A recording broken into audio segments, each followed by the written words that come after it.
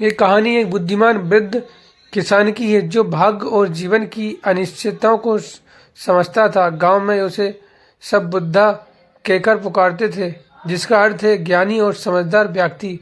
गांव में बुद्धा की प्रसिद्धि की वह हमेशा शांत रहता था और कभी भी शिकायत नहीं करता। लोग अक्सर उसके पास अपनी समस्याओं का समाधान पूछने आते। एक दिन गांव में एक बड़ा हादसा हुआ जिसकी चर्चा सब जगह होने लगी। बुद्धा के पास एकमात्र घोड़ा था जो उसकी रोजी रोटी का साधन था। एक दिन वह घोड़ा भाग गया। गांव के लोग बुद्ध के पास आए और बोले, ये बहुत बुरा हुआ, ये तो भाग्य का खेल है, अब तुम क्या करोगे? बुद्ध मुस्कुराए और बोले, ये तो भाग्य का लिखा है, कौन जानता है कि ये अच्छा है या बुरा। एक दिन कुछ ही दिनों बाद घोड़ा वापस आया और उसके साथ 2 जंगली घोड़े भी थे। गांव के लोग हैरान रह गए। उन्होंने कहा, बुद्धा, तुम्हारा भाग्य तो बहुत अच्छा निकला, अब तुम्हारे पास 3 घोड़े हैं। बुद्धा फिर से मुस्कुराए और बोले, ये तो भाग्य का लिखा है, कौन जानता है कि अच्छा है बुरा।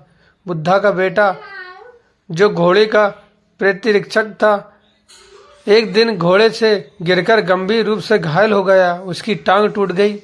गांव के लोग फिर से बुद्धा के पास आए और कहा, ये तो बहुत बुरा हुआ, तुम्हारे बेटे को चोट लग गई, ये तुम्हारे भाग्य की परीक्षा है। बुद्धा ने वही उत्तर दिया, ये तो भाग्य का लिखा है, कौन जानता है कि ये अच्छा है या बुरा। कुछ समय बाद गांव में एक युद्ध छिड़ गया। सारे जवानों को सेना में भर्ती होने का आदेश दिया, लेकिन बुद्धा का बेटा घायल होने के कारण सेना में नहीं जा सका। गांव के लोग एक बार फिर बुद्धा के पास आए, बोले, तुम्हारा भाग्य तो बहुत अच्छा निकला, अगर तुम्हारा बेटा घायल नहीं होता तो वह युद्ध में चला जाता और वापस नहीं आता। बुद्ध ने फिर मुस्कुराते हुए कहा, ये तो भाग्य का लिखा है, कौन जानता है अच्छा है या बुरा।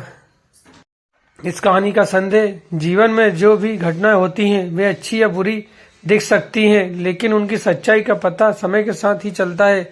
हमें धैर्य और समझदारी से काम लेना चाहिए और किसी भी परिस्थिति में धैर्य नहीं खोना चाहिए। बुद्ध की तरह हमें भी जीवन में आने वाली चुनौतियों और सुख दुख को स्वीकार करना चाहिए। जीवन का हर पल एक अनुभव है और हमें ये समझना चाहिए कि ये भी बीत जाएगा।